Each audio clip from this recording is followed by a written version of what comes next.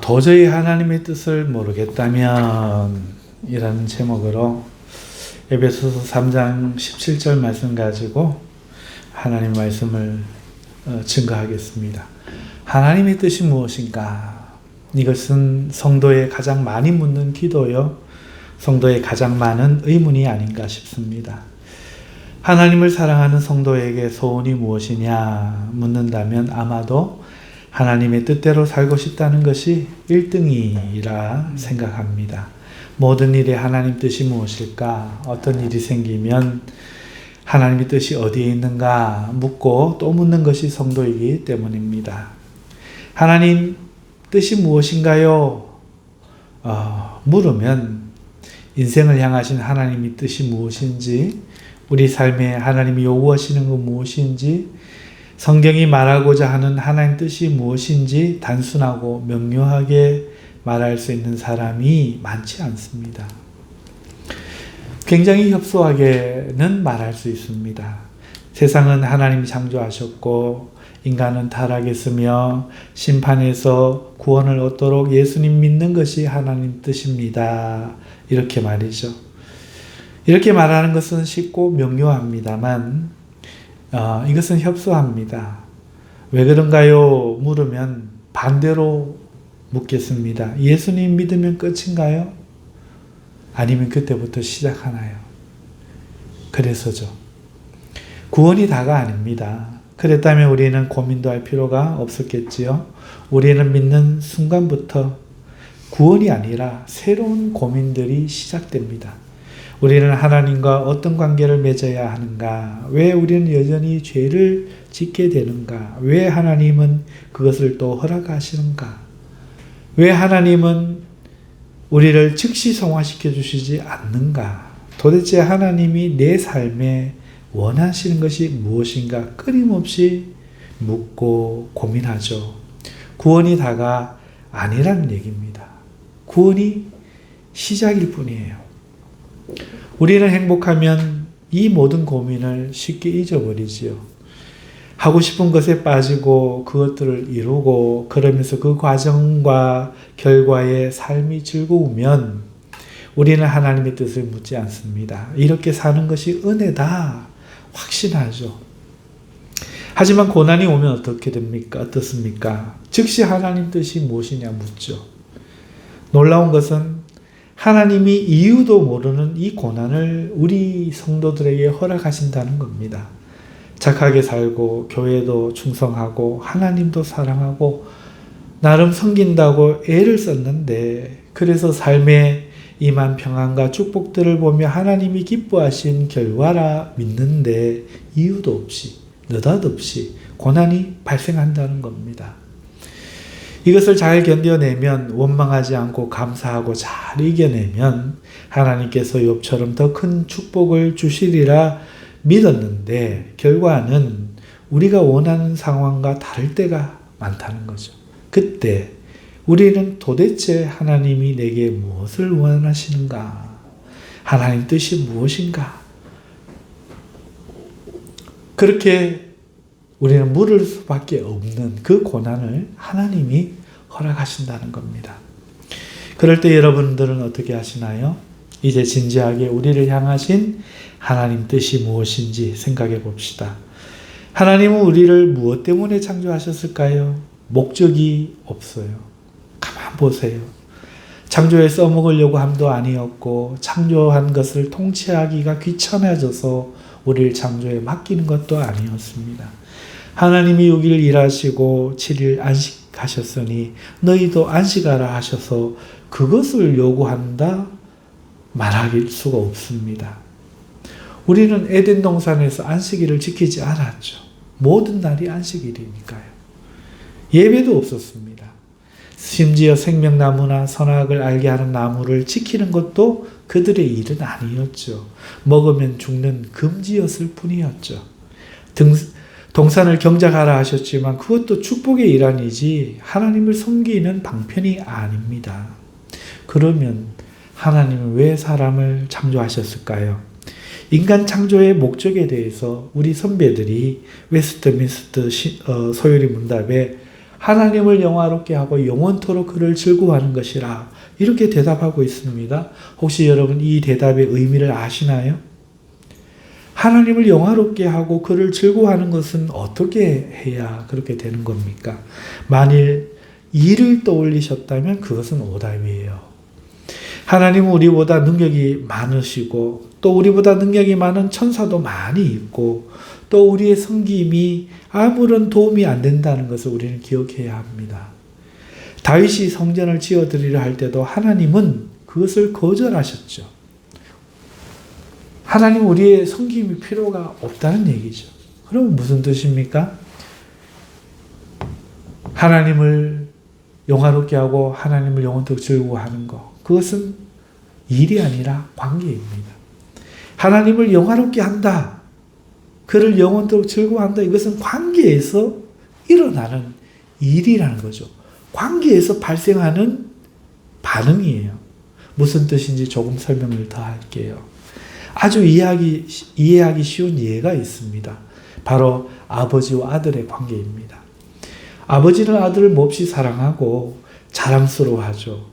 아버지가 가장 영화로운 순간은 언제입니까? 그 아들이 자신의 사랑 안에서 멋지게 커서 훌륭하고 좋은 사람이 되어 영광을 얻는 것입니다. 그러면 아버지가 굉장히 기쁘죠. 그리고 그 아들이 그렇게 자라면서 아버지를 사랑하고 기뻐해 주는 것. 이것이면 충분합니다. 이해되시나요? 하나님이 우리에게 원하시는 것이 바로 이것이죠. 이것이 소요리 문답의 의미입니다. 그리고 이 대답을 단어 2개로 표현할 수 있는데 그것이 바로 믿음과 사랑입니다. 하나님을 영화롭게 하고 하나님을 즐거워하는 거, 영원토록 즐거워하는 거, 이거를 아버지와 아들의 이야기로 말씀을 드렸죠. 아들이 아버지 사랑 안에서 행복해하면서 잘 커서 잘 돼서 그 아버지 사랑 안에 거하면서 그 아버지를 좋아하는 것, 이게 아버지께의 영광이고 이것이 아버지의 목적이라는 거예요. 이것을 이 아들과 아버지에 대한 이것을 단어 2개로 표현하면 바로 믿음 그리고 사랑이라는 단어라는 겁니다. 성경을 기억해 보십시오. 성경에서 우리 사람에게 하나님이 무엇을 요구합니까?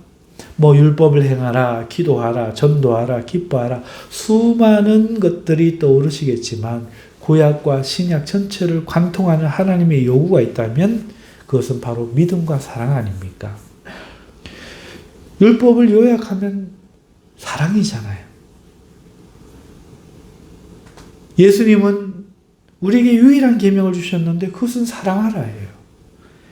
하나님은 이 사랑에 대한 믿음, 하나님의 사랑에 대한 믿음, 이걸 요구하시잖아요. 그러니까 구약과 신약을 관통하는 하나님의 창조의 목적, 성경의 핵심, 바로 하나님의 요구는 사랑과 믿음입니다. 그래서 바울은 갈라디아서 5장 6절에 그리스도 예수 안에는 할례나 무할례나 효력이 없으되 사랑으로 역사하는 믿음뿐이니라, 이렇게 말씀하는 거죠. 하나님이 우리에게 사랑과 믿음을 요구하신다는 것은 분명하고 확실하고 놀라운 사실이 아니에요. 놀라운 것은 따로 있죠. 하나님이 우리에게 하나님을 영화롭게 하고 즐거워하는 사람이 될 것, 즉 그를 사랑하고 믿으며 우리가 그 안에서 잘 되는 것이 그의 뜻이라면 이게 놀라운 일은 아니죠.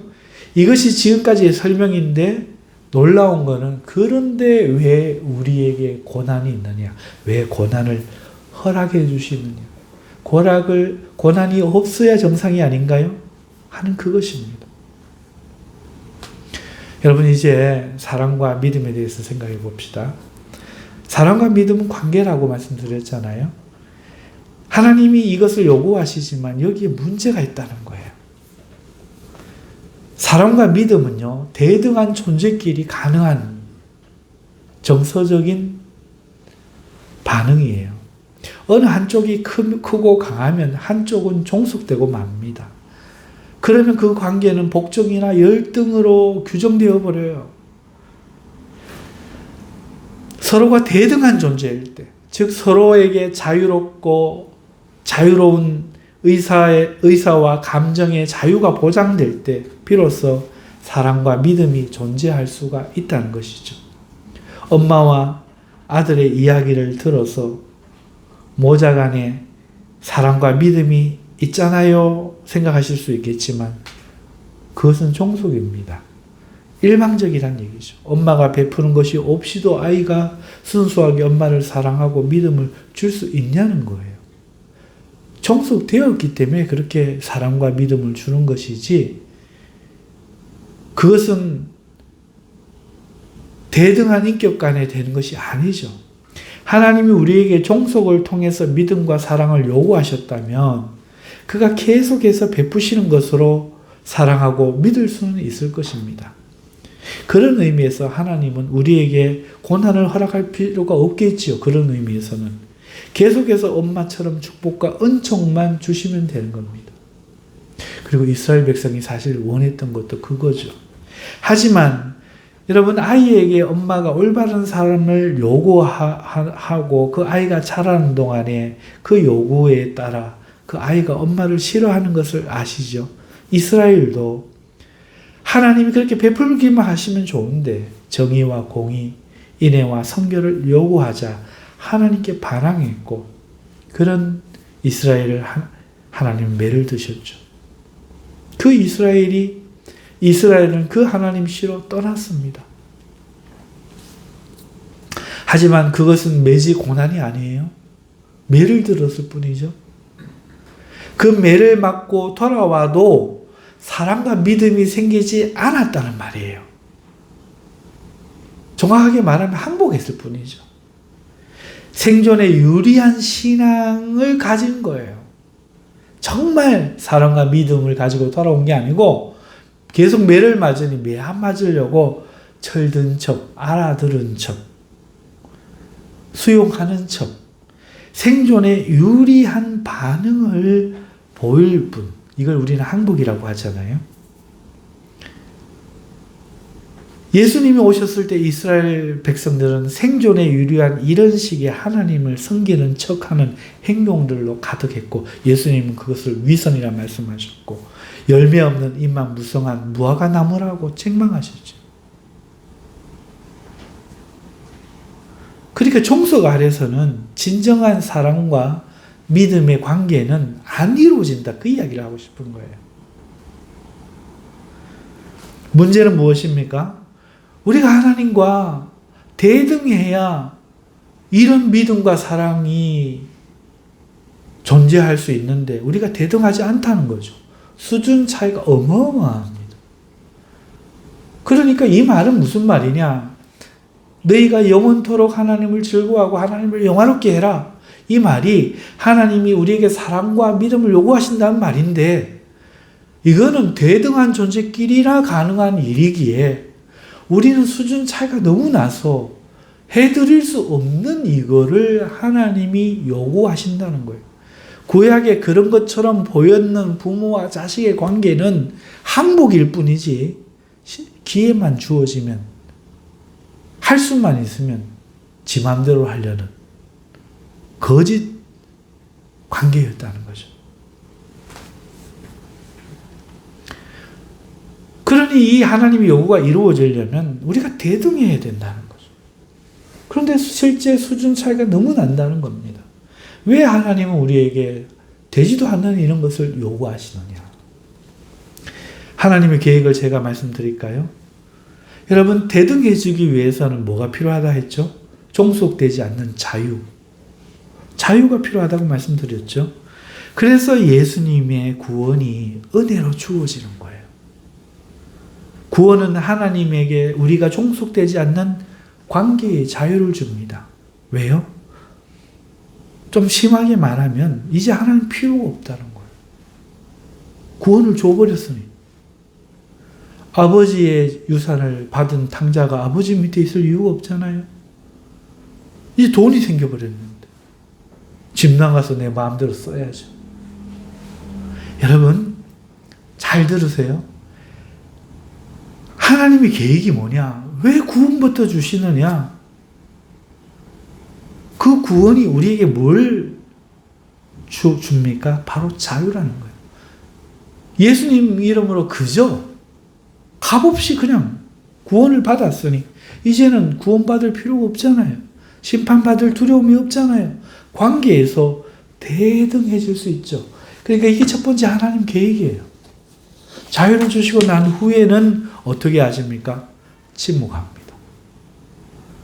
신앙생활 내내 이렇게 해라 저렇게 해라 말씀해 주시면 좋은데 침묵해버리는 거예요.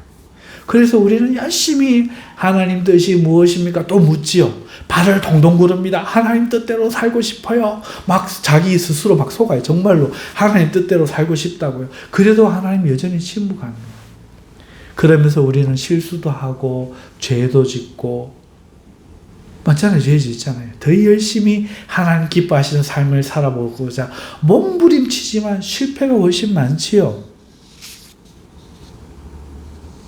하지만 잊지 않으셨죠? 좀 전에 우리가 나눴던 말, 그것이 혹시 우리 삶에 유리한 이유로 하나님의 뜻을 찾는 것 아닐까요?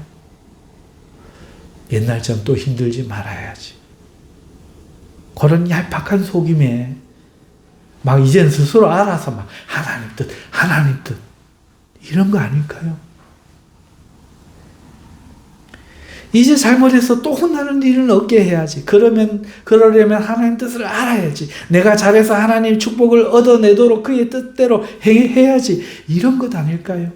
그렇다면 그것은 자유한데도 여전히 우리가 종속하려고 하는 것이고, 아이가 엄마에게 아양과 애교로 자신의 요구를 성취하려고 하는 것과 다르지 않은, 혹은 엄마 생각이 무엇인지 떠보는 이런 삶의 유리한 본능의 방편일 뿐 정말 사랑과 믿음일까요? 그래서 하나님이 침묵하시는 거예요. 우리에게 잘못이 없어도 고난을 허락하시는 겁니다. 왜요? 그 고난을 통해서, 그 죄 짓는 걸 통해서 우리가 실패하고 아파하고, 그것을 통해 우리가 선과 악에 대해, 믿음과 사랑에 대해, 우리와 하나님에 대해 생각하고 배우게 하시려는 겁니다. 수준이 자라야 하나님과, 하나님이 요구하는 사랑과 믿음의 관계가 될 수 있거든요. 그래서 구원의 자유를 통해 심판의 두려움에서 먼저 벗어나게 해주시고 자유를 주신 후에 이렇게 하시는 거죠. 대등한 존재로 자신이 하나님을 사랑할지 믿을 것인지 우리의 수준을 통해서 배우고 깨닫고 자라가도록 기다리고 계시는 거란 거죠.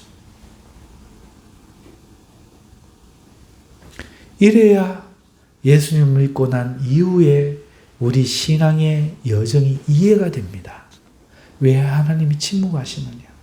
왜 그토록 우리는 하나님의 뜻을 그렇게 자꾸만 하나님의 뜻을 분명하게 보여주시 않는가? 왜 우리에게 고난을 허락하시는가? 왜 영적 아이 때는 그토록 친밀히 보살피시다가 갑자기 거리를 두시는가? 여기에서 이유를 찾아야 하는 거죠. 결론하자면 구원은 과정입니다. 하나님이 원하시고 바라시는 창조의 목적을 이루기 위한 시작일 뿐이라는 거예요. 그 구원을 통해서 우리는 영적으로 태어나고 자라고, 그리고 하나님을 닮아가며 알아가고 자신을 배우는 겁니다. 그렇게 하나님에 대한 믿음과 사랑이 영으로 하나님의 기뻐하시는 아들들로 나타나고 영화로워지고, 우리는 그를 영원토록 즐거워하는 날이 이르게 되는 것이죠. 하나님의 이 침묵과 고난을 허락하심 속에 종속적인 관계에서의 항복하는 그런 믿음과 사랑이 아니라, 뭔가 필요하기 때문에 그러한 제스처를 하는 것이 아니라 대등한 관계에서 하나님에 대한 믿음과 사랑을 가지고 영원토록 영화롭게 하며 즐거워하는 사람이 될 수 있도록 하나님이 이렇게 하신다는 거죠. 안타깝게도 많은 성도들이 이렇게 자라지 못하고 구원에 대한 기초에 머물러 영적 유아들처럼 저지나 사모하는 모습을 우리는 그럼에도 많이 보게 되는 겁니다. 어린아이라면 하나님 사랑에 즐거워하시면 됩니다. 응답받는 기도에 기뻐하십시오. 오늘 이런 설교 기회도 안 들어올 겁니다. 이건 내가 즐거운데 뭐. 기도만 하면 하나님 들어주시는데 뭐. 이럴 때는 그냥 즐거워하세요. 그런데 그 시절이 지나고 어느 순간 하나님의 뜻이 무엇인지 도저히 모르겠고 자신의 삶이 이해가 되지 않는다면 그분에게는 이 말씀이 귀에 들어올 것입니다. 사랑하는 성도 여러분, 지금 영적 유아기입니까? 그것은 죄가 아니에요. 비난받을 일이 아니에요. 축복입니다. 은혜입니다. 마음껏 즐거워하십시오. 마음껏 누리십시오. 마음껏 찬송하십시오. 하지만 믿은 지 수십 년이 되었습니까? 그런데 성장하지 못하고 아직도 하나님의 뜻을 찾고 있겠고 더 모르겠습니까? 그러면 성숙해야 됩니다. 당신은 지금 성숙하지 못한 거예요. 대학교 갈 나이가 됐는데 아직도 유치원 가고 있는 겁니다. 하나님을 믿어야 돼요. 하나님을 믿으십시오. 구원에서 떨어지지 않습니다. 무슨 말인가 싶겠죠. 여러분, 우리가 그렇게 쉽게 끊어질 사랑이라면, 하나님의 사랑이라면 하나님께서 이 땅까지 와서 십자가에 달리셨겠습니까? 그 구원이 여러분의 몸부림쳐 붙잡아야만 하는, 붙잡혀지는 그런 헛소한 사랑이겠습니까?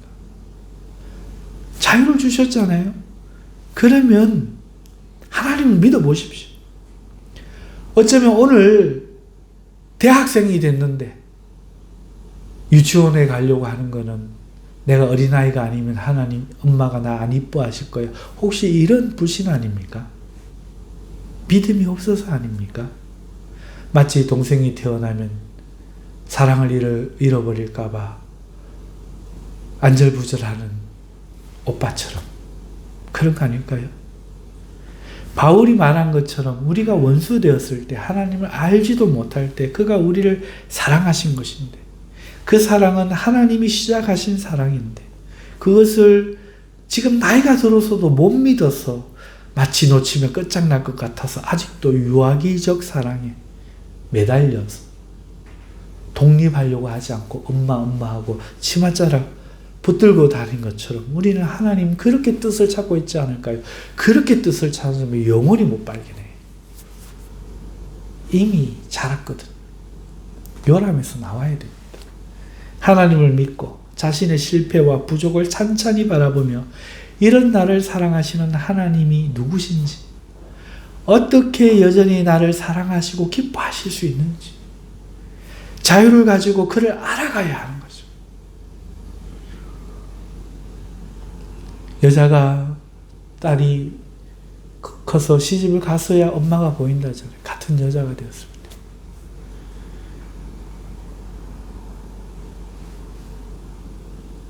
오늘 우리가 자유를 가지고 하나님을 보게 될 때 내가 보이고 하나님의 사랑이 보이고 그 속에서 이런 나를 계속 살아가시는 그의 인격 앞에, 엄마도 저렇게 힘들게 날 사랑하셨구나 앞에 비로소 엄마 내가 원하면 뭐든지 다 해줄 거지, 나 엄마 사랑해, 믿어, 이런 종속적인 믿음 말고 엄마 고마워, 나를 키워줘서 엄마 그렇게 나를 키웠구나, 이제 내가 엄마 돌봐줄게, 이런 성숙한 사랑과 믿음이 나타나는 거예요.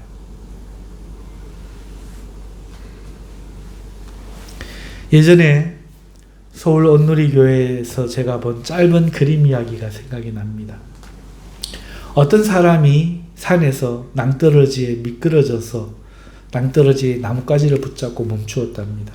그가 간절히 하나님께 살려달라고 기도했습니다. 하도 간절히 기도하자 하나님이 그것을 듣고 말씀하셨습니다. 얘야, 손을 놓아라. 그러자 그는 혹시 지나가는 다른 사람 없어요? 라고 소리치기 시작했다고 합니다.